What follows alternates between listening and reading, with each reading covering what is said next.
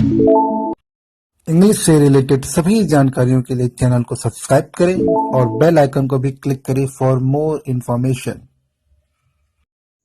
Hello दोस्तों, तो हम इस वीडियो में जो बात कर रहे हैं वो बात करेंगे क्लास 9 के इंग्लिश सब्जेक्ट का जो सप्लीमेंट्री है मूवमेंट का लेसन 1 द लॉस्ट चाइल्ड का शॉर्ट क्वेश्चन आंसर डिस्कस करेंगे।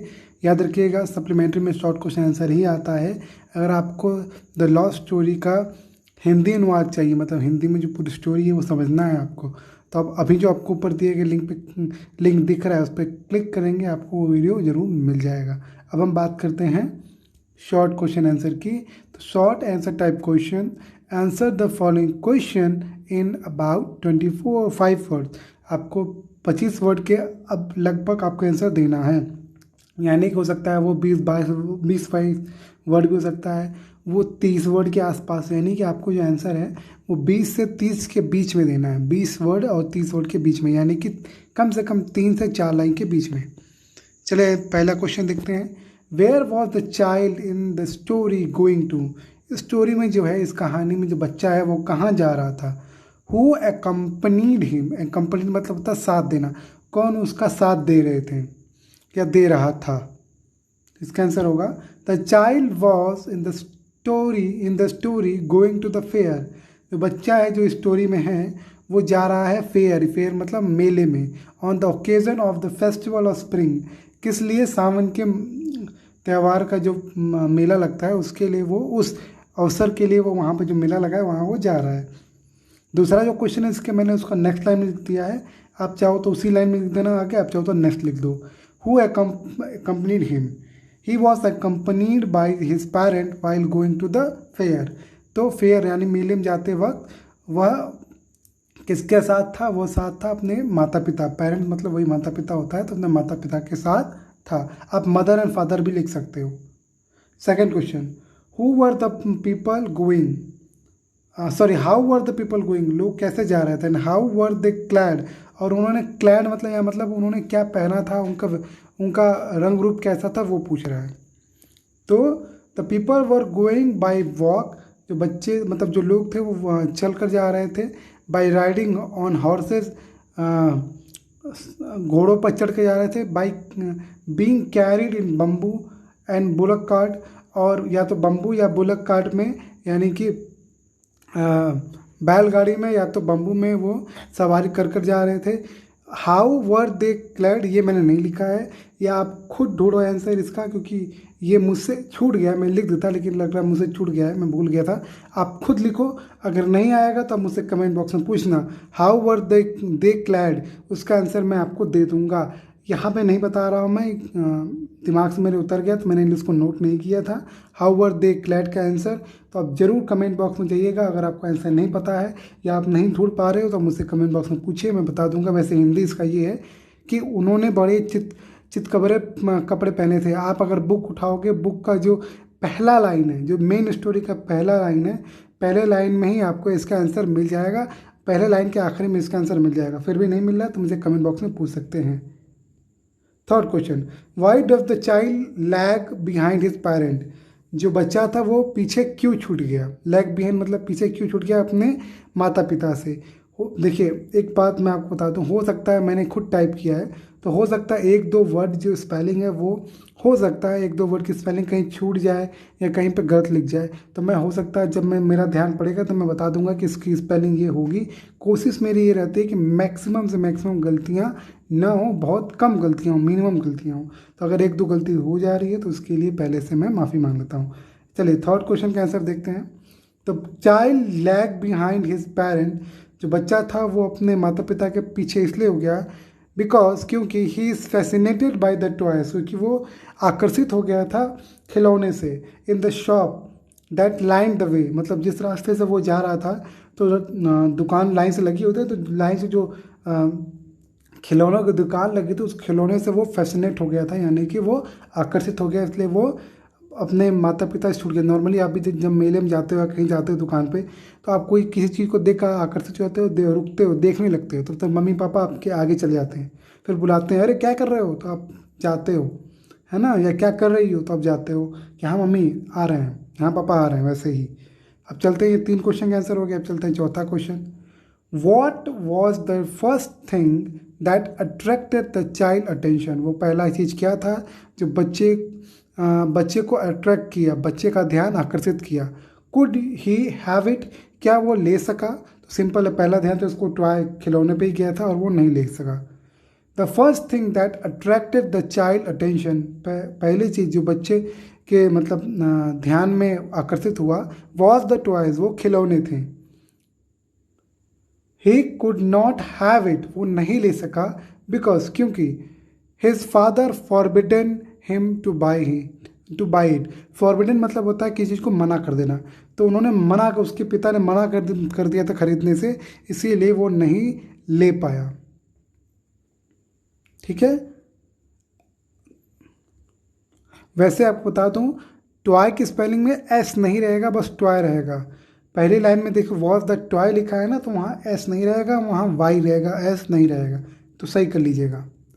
पांचवा, describe the group of dragon flies in brief मतलब बहुत कम बातों में, 3-4 लाइन के अंदर आप ड्रैगन फ्लाई के बारे में बताइए। ड्रैगन फ्लाइज क्या थे, आपको याद होगा कहानी, जब बच्चा जा रहा था तो उन्होंने ड्रैगन फ्लाइज देखा था, तो ड्रैगन फ्लाई के आगे the group of dragon fly, यानी कि एक तरीके से जो ड्रैगन फ्लाइज थे वह बस्टलिंग, वो ढूंढ रहे थे, वो उड़ रहे थे, and intercepting the flight of a lone black bee, और वो किसको इंटरसेप्ट कर रहे थे, किसको ढूंढ रहे थे, वो ढूंढ रहे थे एक लोन मतलब होता है अकेला, एक अकेले काले बी, ब्लैक बी मतलब काला भौरा, तो एक अकेले काले भौरे को वो ढूंढ रहे थे, और butterfly in search of sweetness, या वो काले भौरे को ढूंढ रहे थे या वो तितली को ढूंढ रहे थे। क्यों? क्योंकि तितली और जो भौरे होते हैं वो हमेशा कहाँ होते हैं, वो हमेशा होते हैं उस जगह जहाँ रस मिलता है, खासकर फूलों से रस मिलता है, इसीलिए वो उनको ढूंढ रहे थे। In search of sweetness from the flower, किसके खोज में? इन सर्च ऑफ मतलब खोज में, किसके खोज में? स्वीटनेस फ्रॉम द फ्लावर मतलब फूलों से जो रस निकलता है उसकी खोज में वो काले भौरे या बटरफ्लाई यानी तितली को वो ढूंढ रहे थे। इसमें 1-2 वर्ड और है जो मैंने नहीं लिखा है, अब बुक में देखोगे तो आप उसको लिख सकते हो, चाहे तो मत लिखो। छठा question, what did the child do in the Grove, वो जो ग्रोव मतलब वो जो पेड़ों का पूरा जो लाइन से था, एक तरीके से बगीचा कह सकते हो, तो उस बगीचे में बच्चे ने क्या किया? तो इसका आंसर होगा the child began to gathering the raining petal in his hand, जो पेटल यानी कि जो फूलों के जो पंखुड़ियाँ गिर रही थी उसको गैदरिंग मतलब होता है इकट्ठा करना, और बिगेन टू मतलब करने लगा, तो वो उसको इकट्ठा करने लगा, जो रेनिंग पेटल जो बरस रहे थे, जो फूल के पत्ते मतलब फूल की जो पत्तियाँ होती है वो जो बरस रहे थे उसको वो गैदरिंग करने लगा इन हिज हैंड अपने हाथों में, and ran toward his parent और दौड़ा अपने माता पिता की तरफ, after listening the Qing of dove मतलब क्विंग ऑफ डोव मतलब वो जो पत्ते गिर रहे थे, तो पत्ते गिरने का आवाज़ होता है, तो जो आवाज़ अचानक से होता है या जो पंछियाँ जाती हैं तो धड़ाम से आवाज़ करता है ना, तो उस आवाज़ से वो डर गया और वो अपने माता पिता की तरफ चला गया। चलते हैं नेक्स्ट, आप दूसरा आंसर भी लिख सकते हो जो आपको सूट करे। Which thing did the child want to have in the fair, कौन सी चीज़ बच्चा चाहता था कि फेयर यानी मेले में उसे मिले। Y could he not ask his parent for them, और वो क्यों नहीं पूछ सकता था अपने माता पिता से उसके लिए, यानी कि मान लो फिर मेले में बच्चे को क्या पसंद आ रहा था कि क्या वो लेना चाहता था, और वो अपने माता पिता से क्यों नहीं पूछ सकता था उसको लेने के लिए। ध्यान दीजिएगा, लेने की बात हो रही है, देखने की या वहाँ पर जाने की बात नहीं हो रही है, लेने की बात हो रही है। चलिए देखते हैं। The child wanted to have barfi, वो बर्फ़ी लेना चाहता था क्योंकि वो उसका फेवरेट था। अ गार्लैंड ऑफ गुलमोहर, एक माला लेना चाहता था गुलमोहर का, एंड कलरफुल बैलून, और रंग बिरंगे वो बैलून यानी कि गुब्बारे लेना चाहता था इन द फेयर मेले में।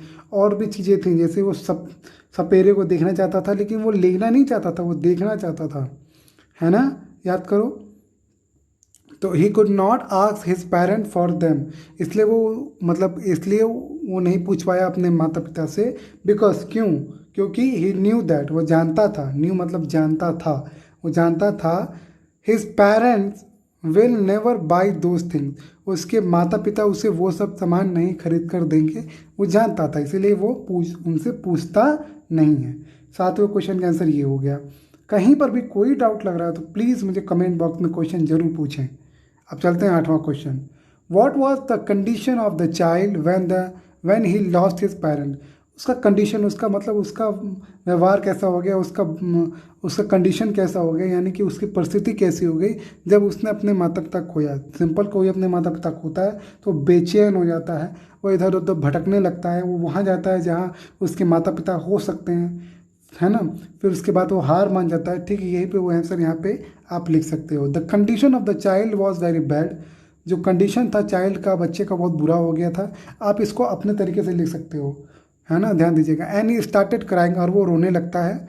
And searching his parent with a panic stricken face. मतलब कि पैनिक स्ट्रिकन मतलब होता है एकदम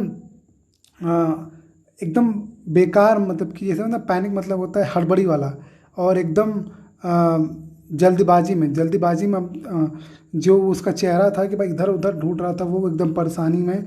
तो उस परेशानी में उसने माता पिता को ढूंढ रहा था। When he lost his parent, जब उसने अपने माता पिता को खोया।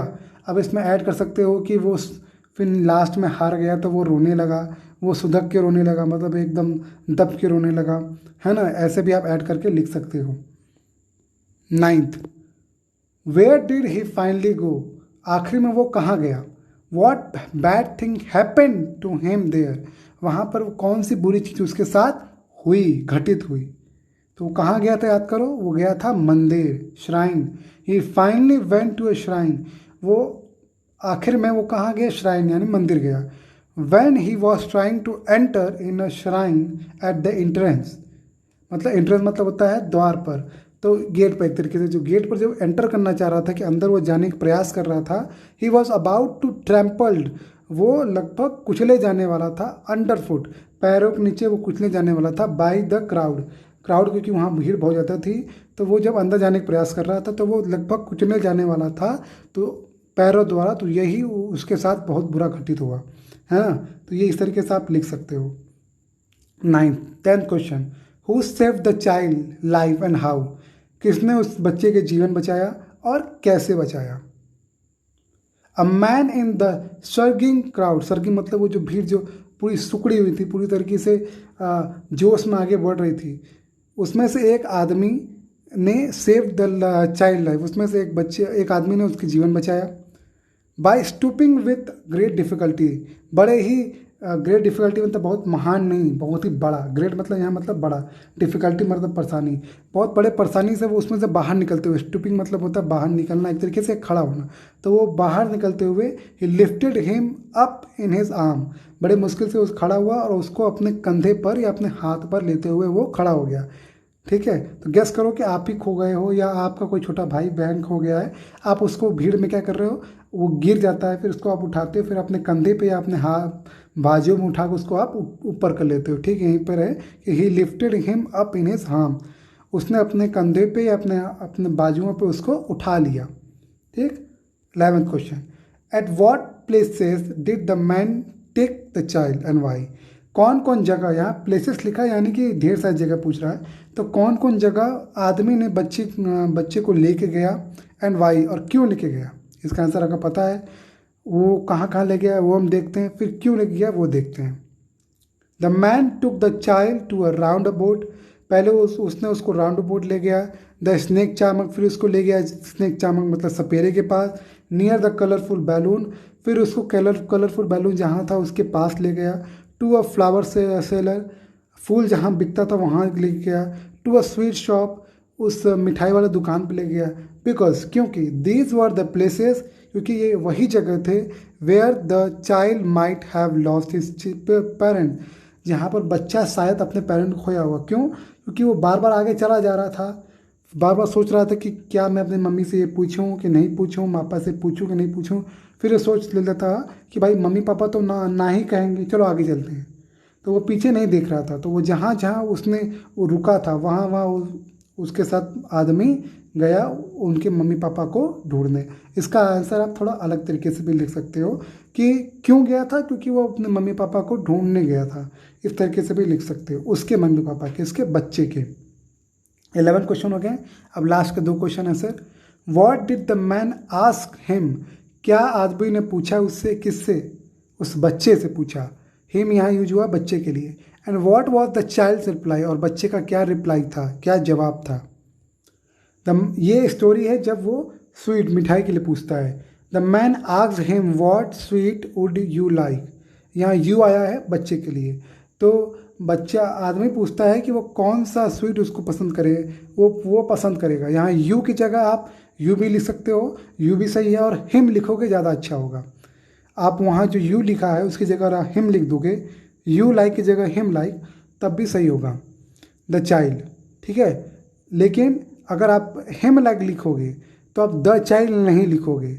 अगर आप द चाइल्ड लिख रहे हो तो यू रहेगा।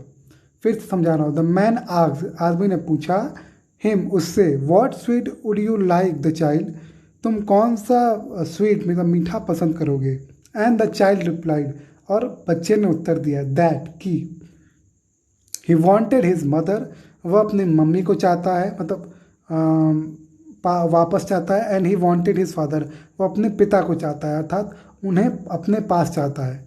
ठीक है, एक चाहना होता है, प्यार करना, लाइक करना, वो नहीं। यहाँ मतलब है कि उसकी ज़रूरत थी तो वो उसको चाहता है कि मम्मी पापा उसके पास आ जाएं। Clear. Last question, after losing his parents what words did the child repeat each time, अपने माता पिता को खोने के बाद कौन से शब्द बच्चा बार बार रिपीट कर रहा था ईच टाइम, प्रत्येक समय। ईच टाइम मतलब होता है प्रत्येक समय। तो प्रत्येक समय बच्चा कौन कौन सी शब्द रिपीट कर रहा था, उसका आंसर देखते हैं। आफ्टर लूजिंग, ये बहुत छोटा है, इसको आप बढ़ा के लिख सकते हो, मैंने बहुत छोटे में लिखा है ना। इसको जरूर बढ़ा लीजिएगा, इतना छोटा आंसर नहीं लिखते, कम से कम 2 लाइन का होना चाहिए, कम से कम 20 से 22 वर्ड का होना चाहिए आंसर आपका। कभी कभी आंसर छोटा हो जाता है, वो रेयर केस। जैसे आपका क्या नाम है, तो बोलोगे मेरा नाम प्रियंका है।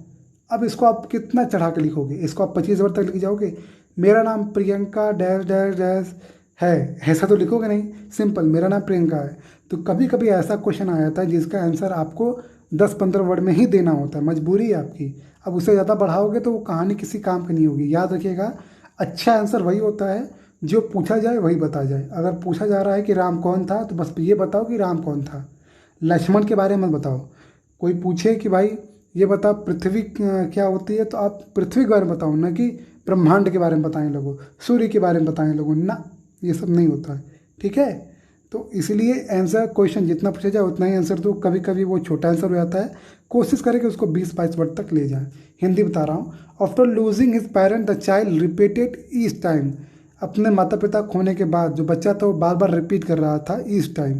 क्या रिपीट कर रहा था, I want my mother, I want my father. देखिए मैंने कोट लगाया है, मतलब डबल इन्वर्टेड कॉमा लगाया है, क्योंकि ये वही शब्द है जो बच्चा बार बार कह रहा था। आई वॉन्ट माई मदर, मैं अपनी मम्मी को चाहता हूँ, और मैं अपने पापा को चाहता हूँ, मतलब अपने पास चाहता हूँ। ठीक है, तो ये 13 क्वेश्चन आंसर हैं। अगर इसमें से कोई डाउट आपको परेशानी हो, 1-2 जगह स्पेलिंग गलत हो गई, तो उसको आप सही कर लीजिएगा।